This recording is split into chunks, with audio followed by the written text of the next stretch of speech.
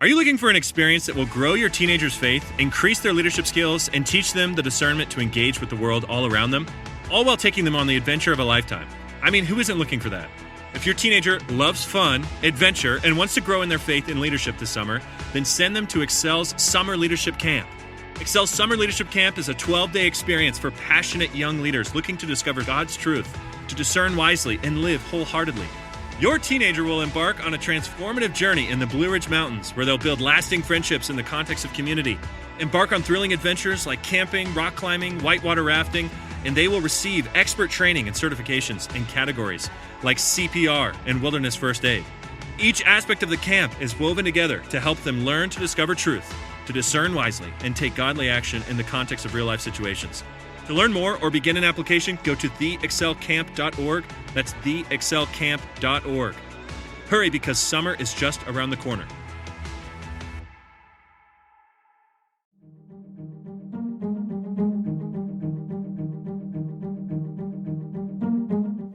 Hey everybody, welcome back to the Reclamation Podcast, where our goal is to help you reclaim good practices for faith and life. My name is Tony, and today is episode 94 of the podcast, and I get to sit down with rejection expert Kait Warman. What's a rejection expert? Well, she's figured out how to define rejection in such a way that you can have your own way with it, meaning that you can learn from it, you can grow from it, you can do something new.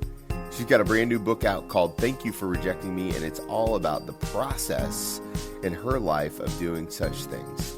She's also got a podcast, the Heart of Dating podcast, so make sure you subscribe to that and check out her new book, Thank You for Rejecting Me.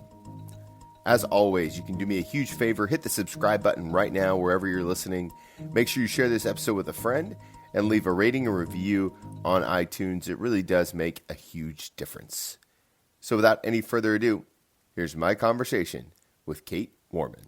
Hey, everybody. Welcome back to the podcast. I am so excited to have Kait here from Southern California. Kait, how are you? Tony, I'm doing well. I told you before, it's 80 degrees out, okay? And we're in quote unquote winter, so I'm not mad about it, okay? Now where, did you grow up?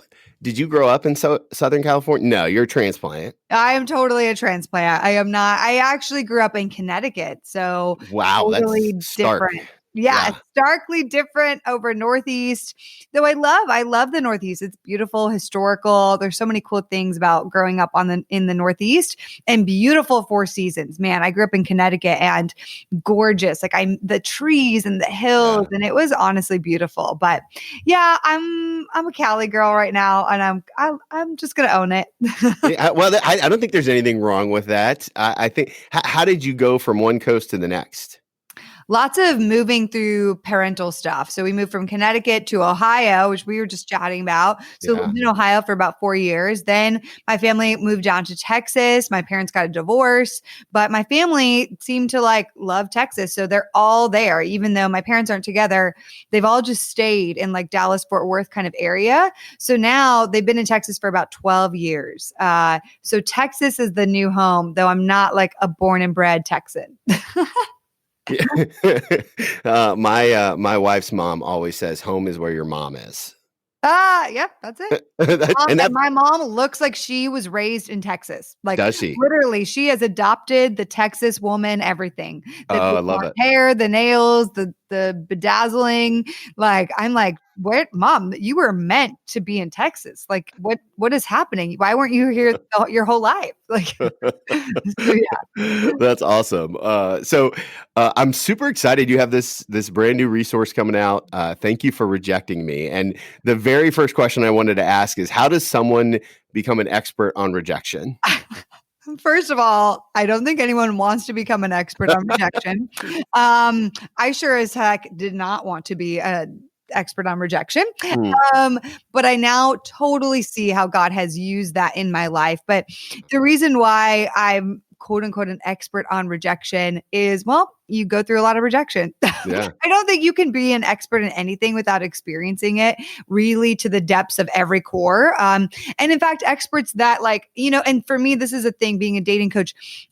There's so many cool dating coaches out there. The thing for me that I miss with hearing from dating coaches is I want to hear how they show up in their dating lives or what it was like for them, the things they struggled with. I want to know that you're not only studying this, but you're practicing it and you're walking alongside of me. So I think the cool thing, the honor and joy that I get to have the privilege to do is walk alongside others and share the things that I've learned through some of the hardest moments in my life, having to do with rejection and the pain of rejection, which caveat isn't just in dating. I mean, we have rejection in all sorts. So being a rejection expert just really means I've worked through a lot of rejections, been through a lot of rejections. And today I really see how rejections of the past can hold us down and keep us stuck and small. And it did for me for so long. And until we start facing and healing from some of those past rejections and facing our fear, our overwhelming, anxious fear of rejection in the future, we basically live our lives trying to avoid rejection at every corner. But of course, rejection is unavoidable. External rejection is unavoidable. It will always happen to us. And so my goal is to really help come alongside others to give them courage to heal through the pain of past rejections and have the strength to be able to fight the future fear of rejection, and in such a way that they know rejection will come, but it will not steal their identity. And when we can get to that place, rejection becomes way less scary, and it becomes just a natural thing. Okay, rejection happened again. I love that. And I think that there's an interesting thought in this idea about past rejection and future rejection, because you do a really great job in your new book talking about both. Yeah. How do they get so linked together? How come I can't just put that past rejection on the shelf and leave it there? Why do I always seem to carry that into new dialogues? When you have to go ask somebody for something and you've been rejected, or obviously we've all got scenarios in our lives. Yeah. What's the tension between the past rejection and the future rejection? And why is that tension so important? Yeah. So God's design for us is He created us dynamic, emotional beings with feelings, and if He didn't want us to feel and experience life through all of our senses, He would have just created us robotically, and I actually think there's such a beauty to the emotions and the dynamic ability that we see the world and experience life. But with that comes a lot of vulnerability. And so the past rejections really hit at a place of our deeper vulnerabilities, because the pain of that rejection makes us feel very vulnerable, can make us feel a lot of things, make us feel abandoned. We can feel betrayed. We could feel there could be abuse there. There could be a lot of lies that come in to basically tell us that we're unworthy, unlovable, undesirable, not pretty, whatever it may be. And so our past rejections, whether big or small, because my point is that big rejections can happen, and I talk about those in my book, and also lots of small rejections can happen. And either one, they're still going to impact you. So I come to find people today, not to go on a tangent, that are like, oh, but I feel good in my life. And, rejection hasn't really bothered me. I'm like, I bet though, under the surface, that there are things that have happened that have probably piled up through time and that are impacting you in such a way that you are walking with the limp and don't even realize it. You're walking with extra fears, anxiousness. You're walking and trying to perform for others. Your love is conditional. Your love for yourself is conditional. I only love myself if I'm skinny. I only love myself if I succeed. I only love myself if I get a relationship.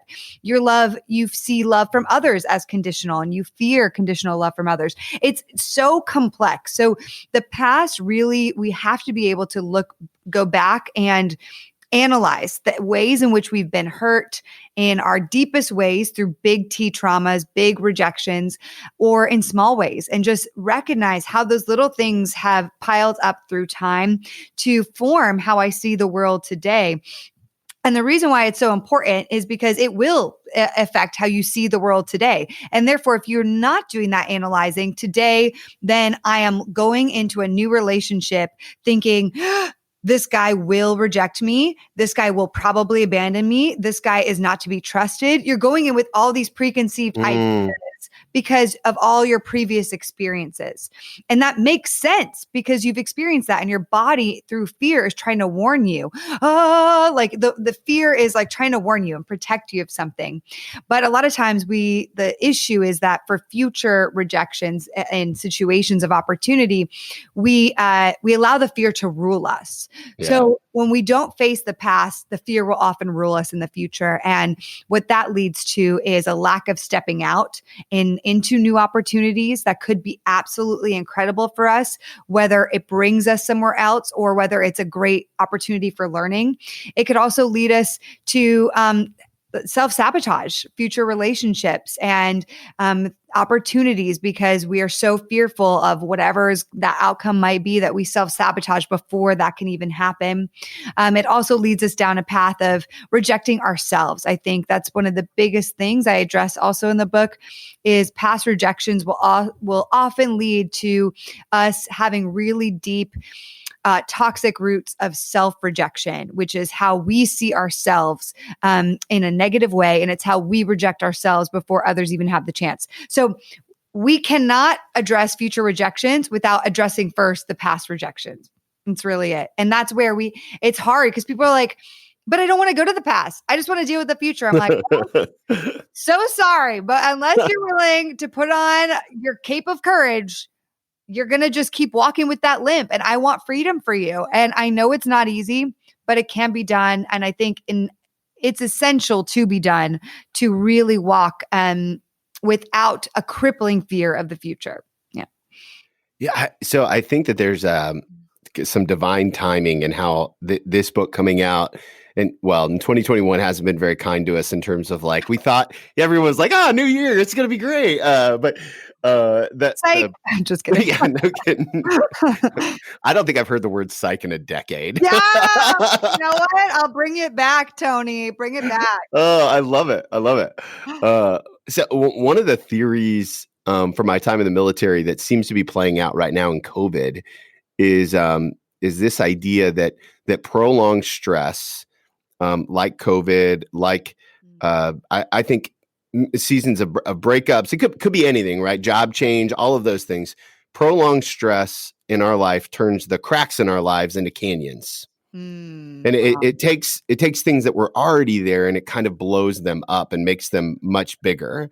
Yes. As a dating coach and as someone who is who's actively serving this community and dealing and helping people deal with rejection, talk to me a little bit about isolation in all of this and how it changes because I'm seeing just pastorally, I'm seeing people who lose it. I don't know how else to say it. There's probably a much more pastoral way to say it, but like people are having a really hard time holding things together because life feels so blown apart. Yeah. I think that it totally makes sense why people are feeling that way. I felt that way. I mean, God designed us for connection. Otherwise, I believe that like he would have created humans all living on their own islands in silos that just worship him all day long. He did not create It'd be a lot cleaner. We all this is my island and I'm making it pink and fun and fancy. And then there's that island. That's that person's personality. We don't interact at all. I just sit all day and eat and worship God and whatever. I mean, sometimes that sounds kind of nice, but anyway, it's not how he created us. He wired us for intimacy and for connection. And we see that in the creation of Eve and Adam and Eve's connection. And I mean, he didn't have to create humans. He didn't have to create more than one. And so he did. So he wants us to interact. He wants that community. I think it's an essential part to our flourishing. And so this year has been really challenging for community across the board and to bring it to, I guess, the singles conversation as I deal with lots of singles. I think it's been especially isolating. I will bring up just a quick moment. Last year, I was in a relationship for a lot of COVID and it ended in September. And I remember it ended and then my roommate moved out. And it was all at the same time. So the two people that I saw the most for 8 months, basically, were both gone. And I was like, oh my gosh, what do I do? Like literally and I had so many friends last year that got married, which is Sure. awesome. So Yeah. grateful they had to come up with creative COVID weddings, but they got married and I'm like so grateful for them. But it just changes some of the dynamics. It changes. So I found myself being like, oh my gosh, I feel so starkly alone. And it's like this depth of despair and of Green Gables, the depths of despair where you're just like, oh my gosh, like I feel like so many things have changed. I can't even go to church on the weekends. Yeah. My boyfriend's gone. My roommate who I saw regularly is gone. There is so much separation with people in general, like even going to the store, people are more separated. And so I really want to empathize with anybody that feels just that depths of loneliness right now. I think it really is. It's honestly become very tempting to go down the path of lots of vices and numbing mechanisms. And for me, that's been something where I've had to really check in with myself and community and find new ways to connect with people. Because a lot of what I talk about in my book as well is just that we have more power than we give ourselves credit for. And I think sometimes we want to sit in what I call the VBS, which is the victim belief system. Yeah. And that is just nothing's ever going to get better. Nobody's ever going to love me. I'm not that interesting. I could make a new friend, but eventually they're going to betray me too. It's just the self-fulfilling they're mentalities that turn into self-fulfilling prophecies. And the more I live in the victim belief system, the more actually my situation doesn't change. And the more likely I am to expect that outcome. And therefore, when that outcome happens, it hits me that much worse. It's like, oh, I knew that was going to happen because life sucks or dating sucks or all men suck, right? And it perpetuates those same thoughts. So I don't want to discount the loneliness people are feeling. Yeah. It's very, very real. And I want to, at the same time, empower people to say you have the strength and tools to ask for what you need and take care of yourself in this time. And I think it's really important that we do that, whatever that looks like for us. So let me ask you this, because I've watched your book trailer and you talk a little bit about the breakup in the trailer, and you were very vulnerable about it. Yeah. As a matter of fact, you're a very vulnerable person. So thank you for that. I mean, it just takes a certain amount of bravery to walk into some of these situations and be so open. And you kind of tell the story about how the breakup happened. Then the next day, your publisher sends you the manuscript and tells you to read your own words. There's a feeling as I was listening to that of like, man, she was going through some legit spiritual warfare. Mm-hmm. How did you fight through that? Get super practical. Cause I imagine there's somebody listening right now who feels like they're in the middle of spiritual warfare and they don't have any idea of what to do next. What are some of the things that you did to fight back against any of the lies or the shame or the guilt that were certainly and understandably creeping into your head and heart? Yeah. So, I mean, the irony, I thought, part of me thought, oh, I'm writing this book on rejection. I've been through a lot of rejection, as we've established.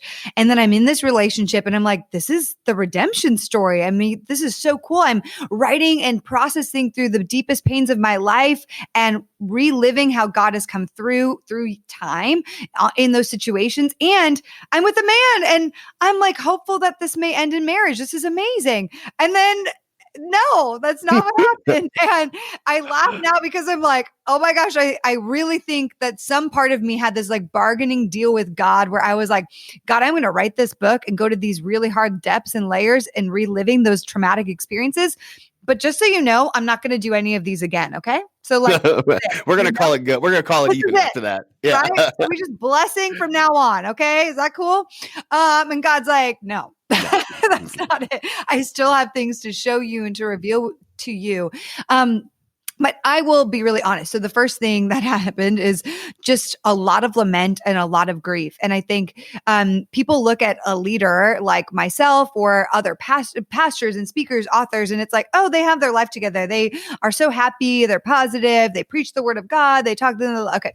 But inside the depths, behind the curtain, is a girl, a 31-year-old woman on her hands and knees, crying out to God, snot everywhere, really upset, really angry at God, really like confused. And I had to allow myself to just have at it with the Lord, like true lament style, David in the Psalms, like literally just on my hands and knees. So the first thing I suggest to anybody is your pain is normal. Don't feel like nobody else goes through pain, because we do.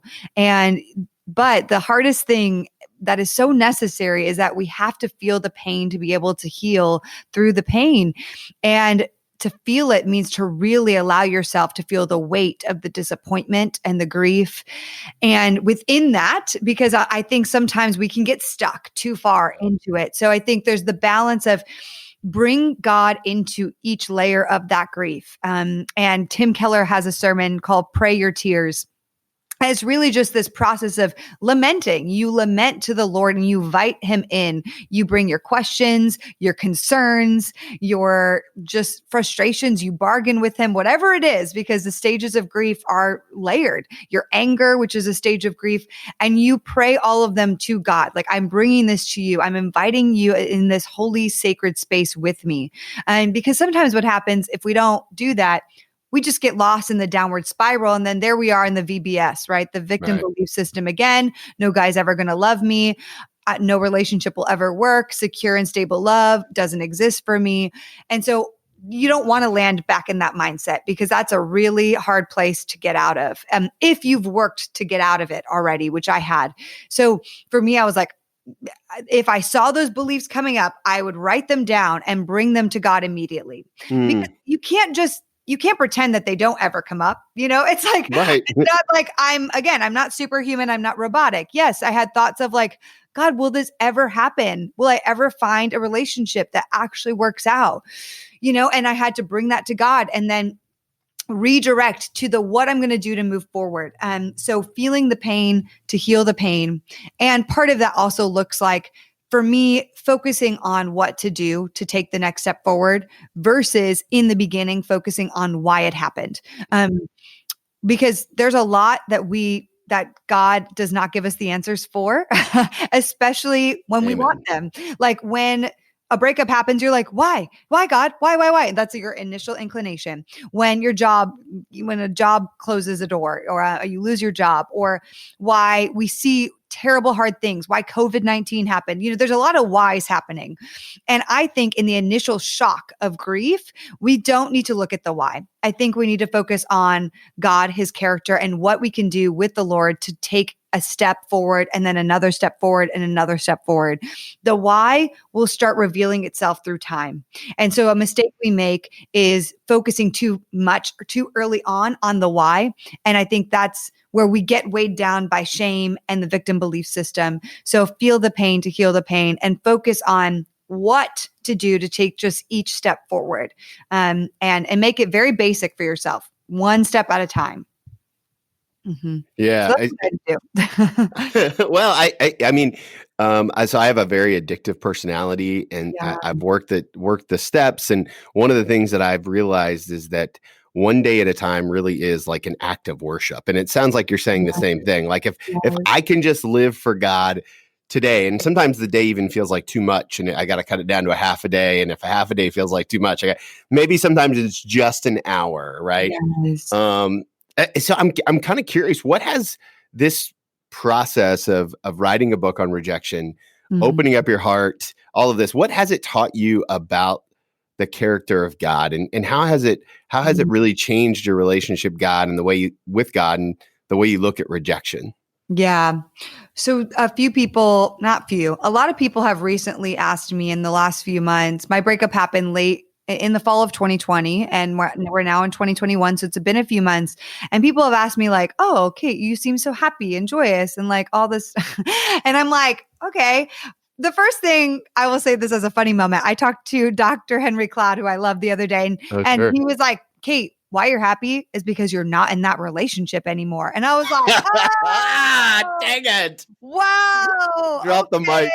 Boom. Okay. Love that. Okay. Sorry to my ex who's listening. Okay. No, just kidding. So, but like outside of that, I really think one of the biggest things that God has shown me about his character is that, hope and joy is not the absence of pain. I bring this up in the book because I think it's such a simple, amazing movie. But the movie Inside Out is a Disney movie about your emotions. And one of my favorite lessons, the overall lesson of that movie is there's a character, Joy, who's, the emotion of joy, and then sadness. And sadness is constantly trying to rain on joy's parade, and joy's like, stop it. We don't stop it, sadness. You just need to stop, and she wants this child's life to just be full of joy and just full of joy. And by the end, it's so sweet. I totally cry every time. But Joy starts realizing that a lot of the moments of joy of this child's life were preceded by moments of sadness. And the reason why this child can have such joyous moments is because she's also experiencing sadness and the depths of sadness. And so she starts seeing sadness as actually a gift and an emotion that this child needs, because actually that's how the emotions work together. I just got chills saying that because I really believe, and that's what God has shown me, like, Kate, just because you're going through the depths of despair and pain and agony and sadness does not mean that there isn't good on the other side of this, that there isn't joy, that there isn't a beauty for life that I want you to experience. And I actually believe that that is God's character for me, that he allows us to experience painful things, not because he's an evil God or a bad God, but because he's working through each and everything to reveal more beauty to us, whatever it may be. And that looks so different for every person. But I believe because of my depths of pain and sorrow and sadness, that it's given me greater ability to empathize, to connect, to have greater joy. I mean, I see emotions on a spectrum, and, and so one day I may be really down. And I in one day can honestly feel depths of sadness and the height of joy all in one day. Yeah, for sure. For sure. And I think we're so afraid of that as humans. We're like, just got to keep it together and be like cool all the time. And I'm like, and that's what I used to be. I mean, myself as a child, I was just like, I wouldn't cry. I have it together. I'm good. I'm fine. Everything's strong, and I think that we live our lives sometimes thinking like that's what strength is. But it's not. It's not.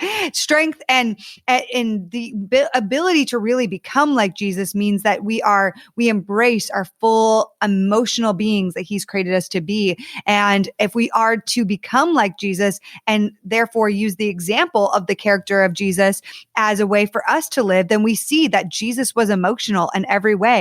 He wept, he was angry, he had joy, he had melancholy moments, like all of the above. And that is beauty all in of itself, and I think Jesus, same thing. You see him coming to the depths of despair and worshiping God. It's both. It's the both and. And so I've just realized that God isn't absent in any of the pain. And when Tony, can look and analyze. So I think sometimes when something so traumatic hits us, our focus is so on that one moment, right? Because it's so in our face. But what I've tried to do is take a moment to say, oh my gosh, when I feel this is overwhelming and I will never get through this, I have to try to remind myself and think back to a moment in life where God came through and redeemed in some capacity. Like I'm going to think back to 5 years ago to remind myself, oh yeah, that took a long time to get over, but eventually I did see God come through on that. And so do I trust that he will continue to come through my life, even in this moment? And so I think it's all of those things. That's not a black and white answer, but those are some of the things that have helped me and that God has shown me in the depths of rejection and pain. I think you're on mute. Workday starting to sound the same? I think you're on mute. Find something that sounds better for your career on LinkedIn. With LinkedIn Job Collections, you can browse curated collections by relevant industries and benefits, like flex PTO or hybrid workplaces, so you can find the right job for you. Get started at linkedin.com/jobs. Finding where you fit. LinkedIn knows how. No, I love that. I am curious, right? You live a very a public and vulnerable life. Yeah. How do you you create space for the private part, right? Because I would imagine that in your role as a dating coach, and you have a great podcast, the Heart of Dating podcast, and so you kind of, you dedicated the book. I always love to read book dedications, and I was really, I really appreciate as a podcaster that you would dedicate your book to your podcast community and that whole process. How do you live in the tension of what's private and what's public and what's good to put out there? Because I think if we look, a lot of us are, especially Christians, are struggling with, man, I have all these feelings, and social media is there to just vomit it all out. And sometimes that's good, and sometimes it's not good. What's the filter that you use? Yeah, man. So this is so nuanced for each person, but first and foremost, you need to have close people in your life that are like your core people. And I don't ever really share anything deeply vulnerable on social media without first sharing it with those people, and also most likely my therapist, who I'm constantly seeing. Sure. So it's process usually when it's deeply vulnerable. And here's what we have to do on an individual level. I see vulnerability as an onion. And there's certain things that for me would be like on a scale from 1 to 10, 10 being the most vulnerable. The 9 and 10, those are not things I'm like outrightly sharing ever publicly. There's some things sacredly. For me, it's some of my family life and some of my dynamics with my parents growing up. Those things you will rarely hear me share very publicly about to the depths of what really, really happened in my childhood, because that's really vulnerable for me. And it lands on that 9-10 scale. And there are things that are still being worked through to this day that when I've discerned, I'm like, that's not something I am comfortable sharing. When we overshare, it will leave us feeling exposed and can sometimes lead to shame. And so we have to discern, what is my vulnerability scale and what am I willing to share with other people? But for me, I also, in tandem with that, have very close people that I share things first with. And that is just, I think, no matter what in life, we need to have those close people where they are seeing the full depths of our soul and our heart. They know the ins and outs, and it's mutual. They're also sharing that with us, and we're pouring into them. So that's the first thing. And I never often share things very in the moment that are high on the vulnerability scale. So for example, that breakup happened last fall, and I went on a trip, and I told basically the social media community, like, hey guys, so I'm needing a break from social media. Some things have happened in my life and I'm going off the grid. And it was super vague. I did not tell anybody anything. And in fact, it wasn't until a few months later that I actually revealed that I had been through a breakup. And so I just got off the grid and was like, nope, I'm handling this right now with God, and they don't need to know the depths. And even today, people will DM me, hey, so exactly why did you break up with that guy? Or why did you guys, like, can you tell me the in and outs of like why that happened? I'm like, no. I'm not going not right now. I will continue to discern if I'm going to share more details on that. Right. But I have like discerned the level of vulnerability that I feel comfortable with. And for the most part, it comes, I usually, my vulnerability usually lands with me statements and my experience versus telling them the ins and outs of my dynamic with that person, because that's also vulnerability for that person as well. So I usually try to focus when in terms of dating, myself, my ownership, my experience, what I'm processing through, versus revealing like, this person struggled with this and this person showed up this way. That wouldn't be fair vulnerably for me to share publicly on a mass scale. No, I think that's very wise. I also think that like just taking the time to process that seems like a very prudent thing to do. Like if it does it age well? I heard somebody ask recently, does this age well? Yes. And so is it still valuable a week from now or 2 weeks from now, or that sort of idea? And when I first got into preaching, one of my mentors said, Tony, don't ever preach through your wounds, only preach through your scars. That's good. Yes. And so I think that feels like that lines up. Now, if it's okay, I'd like to ask you some questions about dating. Yeah, ask me anything. So true confession, I married my high school sweetheart. Yeah. We had no idea what we were doing, and God has just brought us through that. God in good counseling has brought us through, right? So Totally.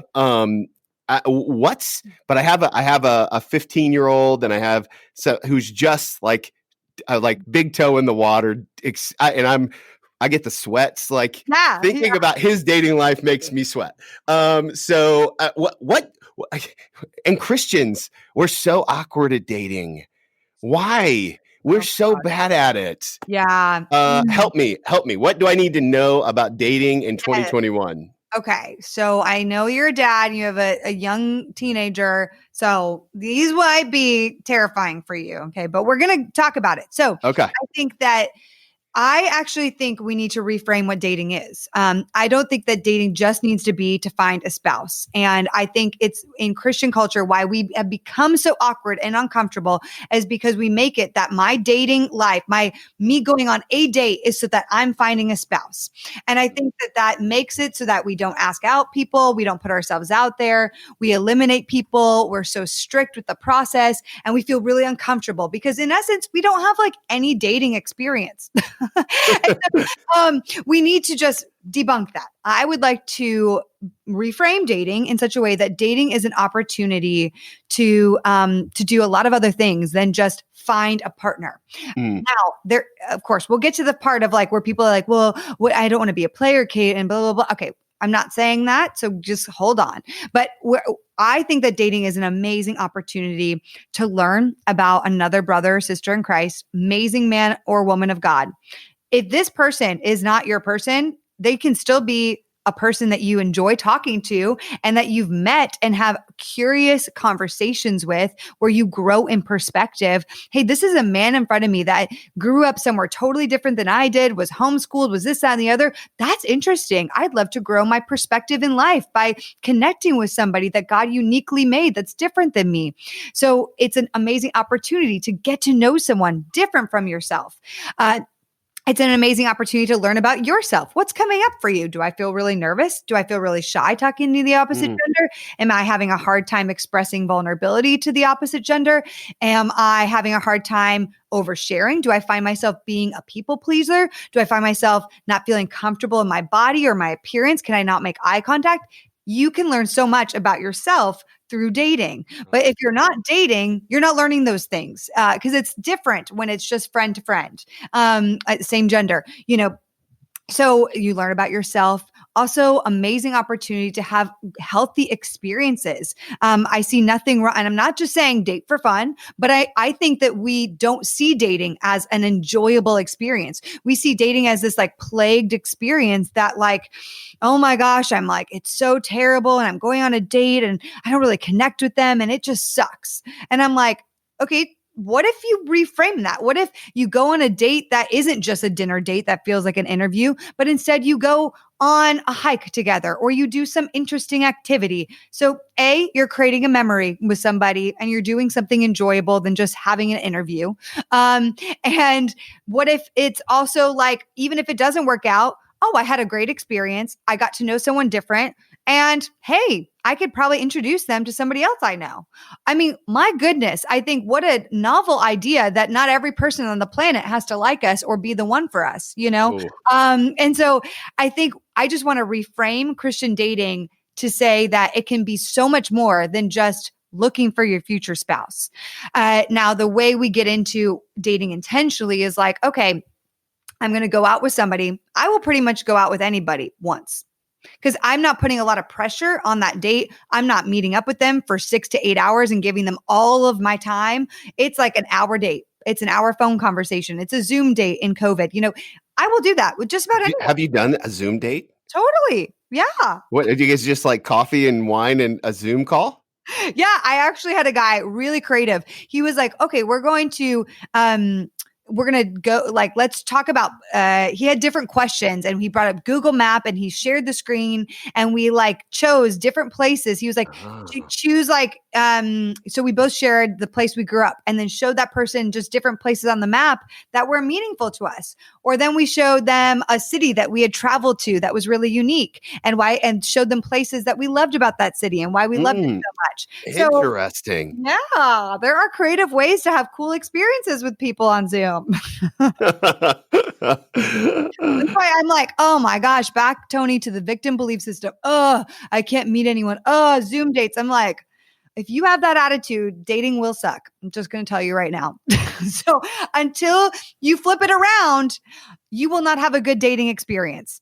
It's just, I could give you the hottest guy ever right now who loves God. And if he makes one wrong move, you're going to be like, oh, all men are like that. So you need to transform your mindset first. I'm yelling right now because I'm preach, sister. I'm here for it. Well, so the thing is it's applicable to everyone. Yes. Right. Like, I mean, you can be a victim to anything. And we grasp onto that. So, what's the role of social media in dating? I listen, you're doing a great job with some reels. I was looking through your Instagram and checking out some of the reels, and I was like, she did a whole reel on sliding into someone's DMs. Yes, absolutely. Talk to me about social media and dating and good, bad. I mean, what's the deal? Oh, I'm all for social media dating and digital dating. In fact, I'd say the majority of ways I've met guys in the last year or so have been through social media. Absolutely. But I think that this comes to like, can you put yourself out there? And this comes to women being like, oh, I can't put myself out there with guys. I'm like, why not? Why not? Why can't you make an interaction with another human that like, and I think we think that the defining moment for Christian women is like, I want to be pursued. I'm like, okay, just dropping the hanky on somebody doesn't mean that they're not going to pursue you. Yeah. So that's a term all over your brand. Maybe you could explain it for everyone. I love it. Dropping the hanky. That's on my notes to get to. I'm so glad you said that. Yes. And so I'll talk about digital dating and then dropping the hanky, but digital dating, I mean, this is just social media is a means for connection and to connect with other people. And so I think it's a great opportunity and tool to connect with people that you wouldn't normally have the chance to just walk by in real life. And I actually like it in some ways better than online dating because you can see who that person follows. You can see what kind of content they're posting. You get a little bit more of an insider view of their personality and what they're doing with their life. And so I'm like, oh, this person follows a pastor I love. That's cool. This person visited Paris. I love Paris. This person likes Disney. Oh, cool. Like this person loves their mom. Lots of pictures with their mom. I'm seeing like the content of their captions, things like that. And so you get to a bigger feel for that person. Now that's if you follow them or if their profile is public. So I love digital dating and that like social media dating. And people ask this all the time. So I'll answer it. Do you have to know the person to reach out to them? No, you don't. I mean, again, you're making a connection. If you can reduce your standpoint, you don't know where they stand with faith, of course. And you don't want to be the detective that tries to go through every single piece of content on their page, Googling their names to find out all their arrest records and everything. No, you don't want to do that. You're just making a connection. Here's the brilliant part of making a connection. You don't have to go on a date with them. You definitely don't have to marry them. so like, I'm like, what's the problem? Why do we have so many problems with just making a connection? It's releasing the pressure seems to be the key in all this. Yes, 100%. And we just, I hit it down and I say it a million times because they need it. The Christians need it, and I get it. But you just got to take a deep breath. Man, we're so awkward. And just, connect with another human being. Yeah. But I think that also requires a skill, Tony. I think it requires a skill of wanting genuinely to be curious in other people, and wanting genuinely to have dialogues that are sometimes uncomfortable, and being willing to step out there without the fear of rejection clouding you, because a lot of people don't do it because they're like, what if they don't respond? Oh my gosh, what does that say about me? Maybe nothing. Maybe they were just busy. Maybe they're dating someone. Who cares? Okay. You don't have to be embarrassed by that. Like, why do we have to internalize or personalize everything? It's almost kind of selfish. We personalize everything, making us the idol. Like, oh, they didn't respond to me because I'm not interesting. They didn't respond to me because I'm like, maybe they just are busy in their life, yo. Okay. Oh, Tony, I go on and on. Okay. So tell us about dropping the hanky. My listeners will kill me if we don't close that loop. Yes. So drop the hanky is basically an old Victorian term that back in the day, women didn't have a ton of say of who they were going to get matched up with. They were just matched up. And so the way women did it in the Victorian era is they would be at a ball and there would be a handsome gentleman that was maybe of a higher class or what have you. And they would see them from across the way, make eye contact, and drop the hanky. And the man would be like, oh my gosh, she dropped her hanky, and come over, run over, pick it up and be like, oh, my dear, you dropped your handkerchief. And she was like, oh, I did? Oh my goodness. Well, thank you so much. You look dashing, and it's like this moment where she intentionally did that to get his attention so that it's so good. pique his interest, because otherwise he may not even know she exists. So dropping the hanky is a form of showing somebody interest and just putting yourself out there. And the countercultural, if it really is countercultural, it doesn't have to be. The countercultural thing I say that is possible is that women can drop the hanky on guys. I just believe that you can. I mean, look at Ruth. She literally proposed to Boaz, like knelt. Yeah. So I'm not saying propose to the guy. I'm just saying put yourself out there, because the guys also fear rejection, and guys can't read your mind, and you liking one of his photos doesn't mean that he knows that you're interested in him. So the hanky, you making eye contact with him at church, he may just have great gaze across the room and you thought he made eye contact with you, but he has no conscious awareness that he actually made eye contact with you. So we have all these Christian girls that are like, he saw me. Oh my gosh, he sat closer to me this week. He doesn't even know that he did. Girl, if you want to be in his vicinity, he has to know you exist. Yeah, men aren't, we're not always quick on the uptake on these kind of things. We're very compartmentalized in the brain. And so I would concur with, I talked to a lot of my brothers in Christ about this idea of like, just like, oh, it's tough. It's tough. So, I think all of this is a great lesson in courage, and I mean, I guess we can't really have courage unless we know how to deal with rejection. Is that a fair statement to say? Yes, I would say it's yes, and other things, but sure, absolutely, yeah. I think courage to do something new means the risk of rejection is always there. Yeah. And you kind of have to be okay with that. Otherwise, you won't step out in courage, right? A lot of the time. Yeah. You might have courage once, but you're not going to have multiple times of courage without learning how to process and deal with that rejection. That's so good. I know that my listeners love to pray. Mm-hmm. And so this podcast is releasing the same day as your book. And so I'm wondering, what can we pray for as it relates to this piece of writing and to the work that God's called you to, or for you personally? Oh, man. Anything. So to make sure I understand, praying for the individuals going through rejection, reading the book. Or pray for what the book. Yeah. Okay, good. Oh. Yes, exactly. Anything. Okay. My prayer is for people to feel not alone and normalize that rejection happens, and that any person that you admire has gone through the depths of grief and hardship and pain and rejection. So you're not alone in that. So my prayer is for people to not feel alone, like they are the ones crippled by rejections. They're the only ones that don't feel chosen or loved or lovable. And my prayer through this book is that people would normalize the fact that this has happened. It's going to continue to happen, but that there is a beautiful strength within them that God has placed within them at birth. Like he created us powerfully. He'd given us his Holy Spirit. So we have the outworking of the Holy Spirit within us.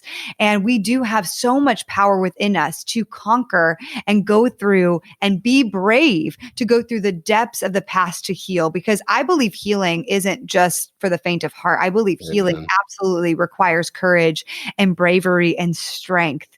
And that's why I repeat probably once or twice in the book, but in James 1, where it says, count it joy, brothers and sisters, when you face trials of many kinds, because it produces steadfastness or perseverance or whatever the version translation is.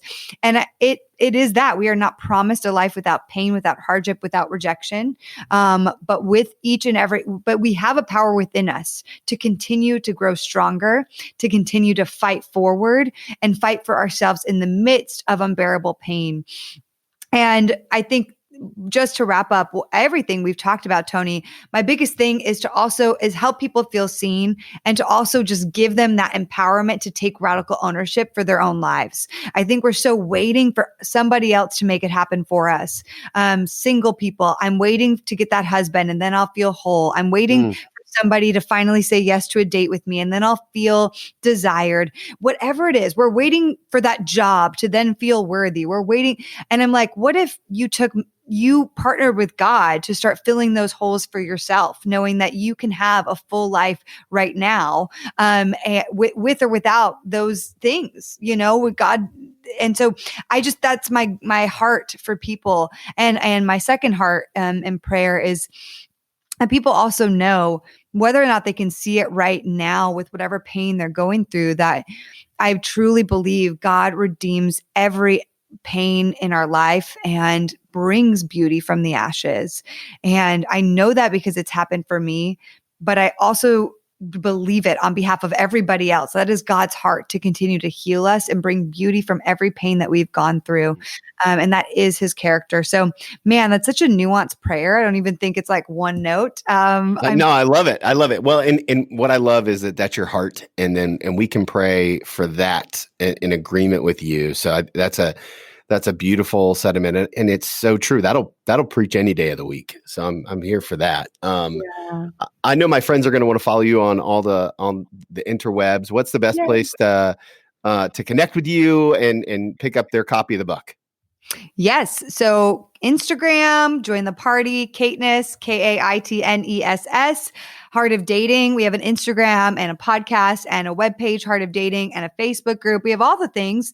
And then the book you can get at, if you want to know all the places it's sold, go to thankyouforrejectingme.com or tyfrm.com, kaitwarman.com, literally anything.com. No, I'm just kidding. But you're going to find it. I made it. Yeah. You're going to find it. You could also, of course, get it on Amazon, really easy ways to get it, or on Heart of Dating. We also have a link to it. So lots of places to find the book. All over. I love it. Okay. Last question. I always love to ask people. It's an advice question. Okay. Give yourself one piece of advice, except I'm going to take you back to your first day as an official resident of Southern California.